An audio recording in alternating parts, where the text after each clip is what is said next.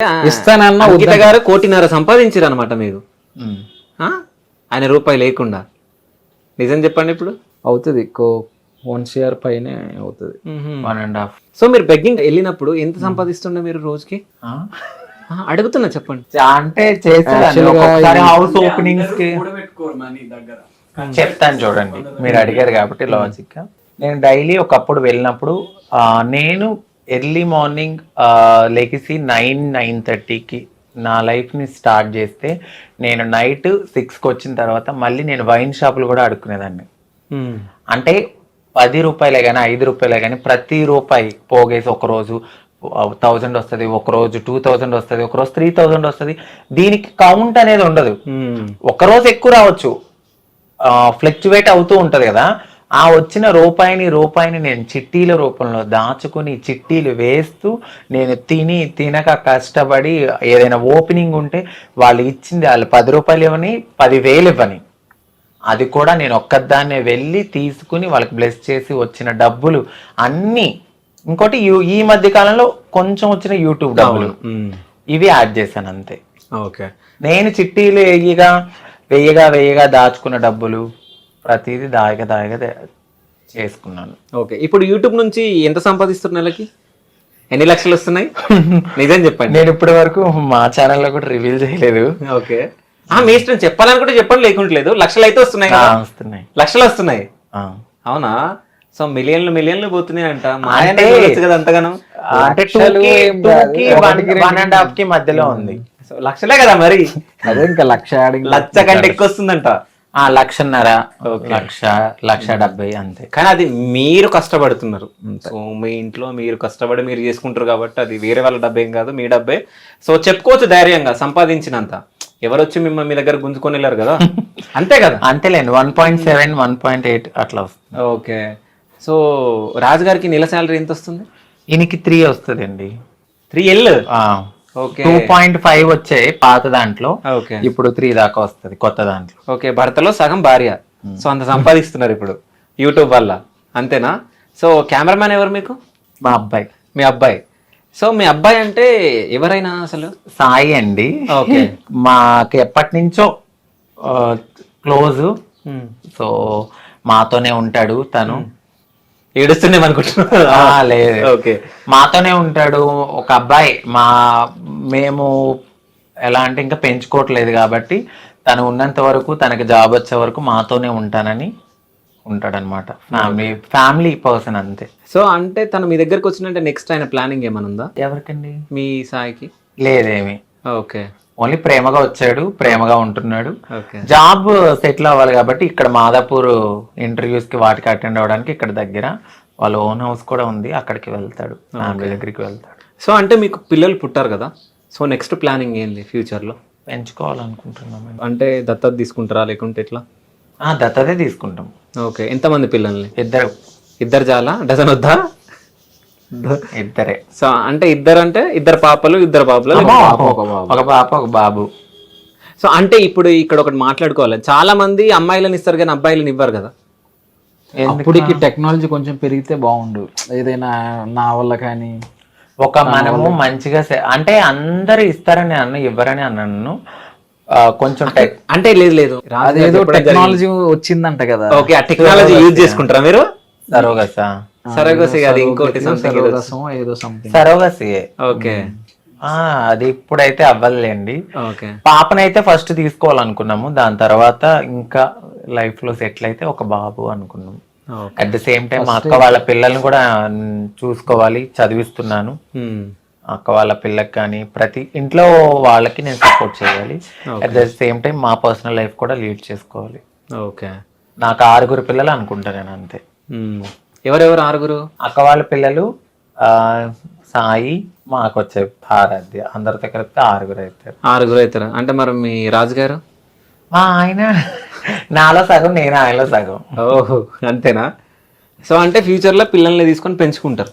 పెంచుకున్న తర్వాత ఒకవేళ పెద్దగా అయిన తర్వాత మీరు మా పేరెంట్స్ కాదని చెప్పేసి వెళ్ళిపోయే ఛాన్స్ కూడా ఉంటది కదా.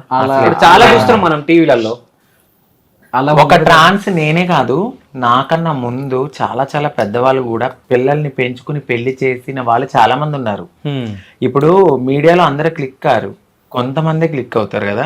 సో అలా చాలా మంది పెద్ద పెద్ద ట్రాన్స్ కమ్యూనిటీకి చెందిన వాళ్ళు పెళ్లి చేశారు కూడా, పిల్లల్ని పెంచుకుని. వాళ్ళు వదలకుండా అలాగే ఎలా ఉన్నారు. ఒక అవగాహనతో ముందుకు వెళ్తున్నాం మేము. ఒక విత్తనాన్ని పెంచి పోషించి దాని కాయలు వచ్చే వరకు ఉన్న వాళ్ళు అల్లారు ముద్దుగా మేము చూసుకుంటాం ఖచ్చితంగా. మనం పెంచే వాతావరణం కూడా చాలా చాలా చాలా బాగా పెంచుతాం వాళ్ళని. సో డెఫినెట్లీ వాళ్ళు మమ్మల్ని వదిలి వెళ్ళరు. ఒక ట్రాన్స్ ఇది మా అమ్మ కాదు అని చెప్పిన వాళ్ళు ఎవరు బయటకు రాలేదు ఇప్పటి వరకు. నార్మల్ గా ఒక అమ్మ నాన్ని పెంచి పెద్ద చేసి వదిలేసి ఓల్డేజ్ హోమ్స్ ఉన్నాయి, కానీ ఒక ట్రాన్స్జెండర్ కు ఓల్డేజ్ హోమ్ ఎక్కడుంది? మాకు మేమే స్ట్రాంగ్ అంతే. ఒకవేళ అలా వదిలి వెళ్ళినా కూడా వాళ్ళు ఎక్కడున్నా బాగుండాలని మనస్ఫూర్తి కోరుకునే తల్లి మనసు మాది కూడా. సో అంటే ట్రాన్స్జెండర్స్ కి ఏమన్నా అన్యాయం జరుగుతుందా? షూర్ గా జరుగుతుందండి. ఇక్కడ ఎప్పుడు ప్రతి దాంట్లోనూ మాకు అన్యాయమే. ఇప్పుడు రిజర్వేషన్ అని అన్నారు, ఆన్సర్ జడ్జిమెంట్ వచ్చిన తర్వాత సుప్రీంకోర్టు తీర్పులు ఇచ్చిన తర్వాత మాకు రిజర్వేషన్ అన్నారు. అవి అసలు ఇప్పటి వరకు రాలేదు. మీకు ఓటర్ ఐడి ఉందా? మీకు ఉంది. మీకుందా? సో ఇక్కడే హైదరాబాద్ లేకుంటే ఊర్లోనా? ఊర్లో ఉంది నాకు. ఓకే, నాకు అక్కడే ఉంది. సో ఇప్పుడు నెక్స్ట్ ఏపీ ఎలక్షన్ రాబోతున్నాయి, వెళ్తారా? ఓటేస్తారా మరి మీరు? బాధ్యత. ఓకే, ఓట్ అనేది మనకి 5 ఏళ్లకు ఒకసారి వస్తుంది మనకి అది. సో అలాంటి దాన్ని మనం యూజ్ చేసుకోవాలి. మనం ఎంచుకునే నాయకుడే కదా మనకి. 5 ఏళ్ళకి ఒకసారి. 5 ఏళ్ళు అంటే 5 years కి ఒకసారి. అంటే మేము ఆంధ్రాలో 5 ఏళ్ళు అంటాం. ఓకే, 5 ఏళ్ళు అంటే మీకు తెలంగాణలో 7 అనుకుంటున్నారేమో. మాకు 7 అంటే సంవత్సరాలు. ఓకే, 2 ఏళ్ళు 3 ఏళ్ళు 4 ఏళ్ళు అలాగ అంటాం. సో ఎవరికి వేయబోతున్నారు మీరు ఓటు? ఈసారి అయితే మాత్రం టీడీపీ జనసేన. ఓకే, టీడీపీ జనసేనకు వేయబోతున్నారు. సో వస్తుందని అనుకుంటున్నారా? ఖచ్చితంగా. మీ అక్కలను కాపాడుకోవాలంటే మీరు ఏం చేయాలనుకుంటున్నారు? మేమైతే పవన్ కళ్యాణ్ గారు కానీ, అప్పుడు నారా చంద్రబాబు నాయుడు గారు కానీ, ఇప్పుడు యూత్ కి కనెక్ట్ అయింది జనసేనలో పవన్ కళ్యాణ్ గారు ఒక ట్రాన్స్జెండర్ ని చాలా బాగా రెస్పెక్ట్ ఇచ్చి ఏదైనా చెప్పినప్పుడు కూడా ఆయన చాలా బాగా అర్థం చేసుకుంటారు. ఇప్పుడు యూత్ కి బాగా కనెక్ట్ అయిపోయింది జనసేన. చాలా మంది కమ్యూనిటీ వాళ్ళు కూడా వెళ్ళి ఆయనతో మాట్లాడడం అయింది. త్వరగా ఆయన జనాల కోసం బయటకు వచ్చి మాట్లాడతారు కాబట్టి మాకు రిజర్వేషన్స్ గురించి కానీ, జాబ్స్ రాబోయే దాని గురించి కానీ, పెన్షన్స్ గురించి కానీ, ఇంకా ఏదైనా ఇంప్లిమెంటేషన్స్ కానీ, ఇప్పుడు స్థలాలు కానీ, ఇల్లు కానీ, మా కోసం ఏదైనా చేయాలి అని అంటే ఆ పార్టీ అనేది రావాలి. ఓకే, ఆయన ఆల్రెడీ కూడా చెప్పారు. ఓకే, జనసేనకి టీడీపీకి అనుకుంటున్నారు. మీ ఓటు? మా వారు పవన్ కళ్యాణ్ ఫ్యాన్ అండి. ఓకే, ఇంకెవరికి? ఓకే, జనసేనకి మీ ఓటు. అయితే ఇప్పుడు మీరు ఒక ట్రాన్స్జెండర్ పెళ్లి చేసుకున్నారు కాబట్టి ట్రాన్స్జెండర్స్ కష్టాలు మీకు ఏమన్నా తెలిసినాయా, లేకుంటే వాళ్ళు ఎట్లా అంటే after marriage after marriage before marriage రెండు చెప్పండి. అంటే బిఫోర్ మ్యారేజ్ మీకు అంత అవగాహన ఉండలేదు కదా. ఆఫ్టర్ మ్యారేజ్ మీరు అందరితో అంటే వీళ్ళ సర్కిల్ తో కొంతమంది మీ దగ్గరకు వచ్చి మాట్లాడడం అది చేస్తూ ఉంటారు. సో వాళ్ళని చూసినప్పుడు ఏమని ఫీలింగ్ ఉంటది? వాళ్ళ కష్టాలను ఏమైనా చూసారు? అంటే వాళ్ళు యాక్చువల్ గా లైఫ్ అనేది టోటల్ గా వాళ్ళులా మార్చుకోవడానికి కంప్లీట్ గా అన్ని వదిలేసి వచ్చేస్తారు వాళ్ళు. సో ఈజీ చెప్పాలంటే సాక్రిఫైస్ వాళ్ళు చేస్తారు బేసిక్ గా ఫస్ట్.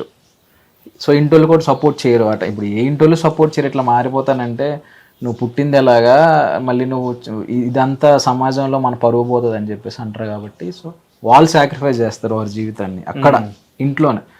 సో ఇంటోళ్ళు ఆ టైంలో వాళ్ళకి సపోర్ట్ చేయరు. వీళ్ళు ఇంప్రూవ్ అయ్యి బాగా ఇచ్చేసిన తర్వాత మళ్ళీ లాక్కునే ఇంటోళ్ళు కూడా ఉంటారు. స్టార్టింగ్ నుంచి సపోర్ట్ చేసే ఇంటోళ్ళు కూడా ఉంటారు. సో ఏదైనా కానీ వాళ్ళు సాక్రిఫైస్ అయితే చేస్తారు, కష్టాలు చాలా పడతారు, నేను చూస్తూనే ఉంటాను. అయితే మీ పెళ్ళైన తర్వాత ఎప్పుడన్నా తిను మీ దగ్గర ఏడ్చిన రోజులు ఉన్నాయా? పెళ్ళైన తర్వాత తన కష్టాలు అవి చెప్పుకొని ఏడుస్తుంది కానీ కనిపించదు, అంటే చూపియదు. ఓకే, కళ్ళ నుంచి నీళ్ళు వస్తే నాకు తెలుస్తుంది, దాన్ని దాచిపెట్టేస్తుంది అట్లా. ఓకే, ఇంకా కష్టాలు నేను అన్ని తెలుసు ఓవరాల్ గా. సో A to Z తన గురించి నాకు తెలుసు కాబట్టి ఇంకా తెలియాల్సినవి ఏమీ లేవు. మామూలుగా అదే కొంచెం ఇప్పుడు ప్రెషర్ ఎక్కువ అయింది, కొంచెం ఇల్లు కొంచెం హెవీ బడ్జెట్ అయిపోయింది కదా. సో బంగారం అది ఇది తను ఇష్టంగా కొనుక్కునే బంగారం పెట్టుకుంది కదా. సో అది ఇది గుర్తొచ్చి కొంచెం అప్పుడప్పుడు స్ట్రగుల్స్ అవి గుర్తొచ్చి ఏడుస్తుంటది. ఓకే, సో అంటే మీరు ట్రాన్స్జెండర్ గా చేంజ్ అయినప్పుడు ఎంత డబ్బు ఖర్చు అయింది మీకు? నాకు అయిందండి 10. సో అంటే మీ ఆపరేషన్ 10 లక్షలు ఖర్చు అయిందా? అవునండి. ఓకే, అంత డబ్బు ఎక్కడి నుంచి వచ్చింది మీకు? ఇట్లానే భిక్షాటన చేసుకోవడము, కొంచెం మా ఫ్రెండ్స్ అప్పిచ్చారు నాకు. ఓకే, ఒకరు 3 లక్షలు ఇచ్చారు, ఒకరేమో 2 లక్షలు ఇచ్చారు. ఆ తర్వాత కొద్ది కొద్దిగా వాళ్ళకి తీర్చుకుంటూ చిట్టీలు వేసుకుంటూ తీర్చాను నేను. ఓకే. అయితే ఇప్పుడు ట్రాన్స్జెండర్ కి ఒక చెడ్డ పేరు ఉందండి. ఎట్లా అంటే సెక్స్ వర్క్ చేస్తారు, అది ఇది రోడ్ల పైన తిరుగుతారు, అది ఇది. అంటే మీ దగ్గరికి ఎవరన్నా వచ్చినప్పుడు వాళ్ళకి ఏమైనా సజెషన్లు ఇస్తారా మీరు? అంటే ఆ వర్క్ వద్దు మనకి, ఇట్లా ఉండండి మీరు. ఒకవేళ ఎవరన్నా అబ్బాయిలు మీ దగ్గరకు వచ్చి మేము చేంజ్ అవ్వాలనుకుంటున్నాం అన్నప్పుడు మీరు ఏం సజెషన్లు ఇస్తారు వాళ్ళకి? సెక్స్ వర్క్ అనేది నాకు తెలిసినంత వరకు, ఇప్పుడు నన్ను వదిలేయండి, ఇప్పుడు నాకు పెళ్ళయింది కాబట్టి అది వేరు. సెక్స్ వర్క్ చేయడం అనేది ఆపేయాలనుకున్నప్పుడు మాకు ఫస్ట్ ఒక ఉపాధి అనేది ఇవ్వాలి. ఇప్పుడు చూస్తూ ఒక మనిషి ఆకలి చచ్చిపోతుంటే ఎవరు ఊరుకోరు కదా. ఒక రకంగా సెక్స్ వర్క్ మా కమ్యూనిటీలో కొంతమంది చేయడం బట్టే కొన్ని మానభంగాలు అలాంటివి అనేవి తగ్గినాయి. ఇప్పుడు కావాలని ఎవ్వరు వాళ్ళ ఒళ్ళు తీసి వేరే వాళ్ళకి అర్పించాలని ఎవ్వరు అనుకోరు. ఏదో ఒక ఉపాధి లేకో, వాళ్ళకు ఒక జీవితం లేకో, ఇక బ్రతకలేని స్థితిలో కూడా బ్రతకాలి, ఇటు తల్లిదండ్రులు దూరం చేసి నా కడుపు నేను కాల్చుకుని ఏదో చేయాలి అన్న ఉద్దేశంతో ఈ మధ్యకాలంలో కొంతమంది చేస్తున్నారేమో తప్ప మాకేమి సరదా ఎక్కువ మా కమ్యూనిటీ వాళ్ళకి ఏదో ఇదైపోయి అయితే ఖచ్చితంగా చేయరు. ఒక మంచి ఉపాధి ఇవ్వండి, ఎందుకు చేసుకోరు. ఇలా సెక్స్ వర్క్ చేసి ఒక అపోహతో ఇలా చూసే బదులు వాళ్ళకు ఒక జీవనాధ వృత్తి చూపియండి. గిన్నెలు కడుగుతాకెళ్తే మీరు అసలు హోటల్స్ పెట్టారు కొంతమంది ట్రాన్స్జెండర్స్, మీ దగ్గర తినమని వెళ్ళిపోయారు. దానికి పనికిరం మేము. మేము సొంతగా వృత్తి చేసి కూరగాయలు అమ్ముకుంటే దీని దగ్గర కొనకూడదని చెప్పి పక్కన కొన్న వాళ్ళు ఎంతో మంది బాధపడిన ట్రాన్స్జెండర్స్ ఉన్నారు. అట్లానే ఐటీ ఎంప్లాయీలోకి వెళ్ళిన వాళ్ళు కూడా కొంచెం అవమానించి కొద్దిగా మానేసిన వాళ్ళు కూడా ఉన్నారు. మీరు ఎంకరేజ్ చేయండి, డిస్కరేజ్ చేయొద్దు. హోటల్ పెట్టుకున్న వాళ్ళని కూడా మీరు తినకపోతే మీ దగ్గర తినము అని చెప్పి వెళ్ళిపోయిన వాళ్ళు కూడా ఉన్నారు. అలాగే నైట్ పూట నుంచుంటే మాత్రం వస్తారు. అంటే మీరే కదా మమ్మల్ని అలా ప్రోత్సహిస్తున్నారు. అదే మీరు నార్మల్ గా వీళ్ళు ఏదో వృత్తి చేసుకుంటున్నారు, కడుపు నిండా అన్నం పెడుతున్నారని అలాంటివి కూడా ఎంకరేజ్ చేస్తుంటే అవి రావేమో.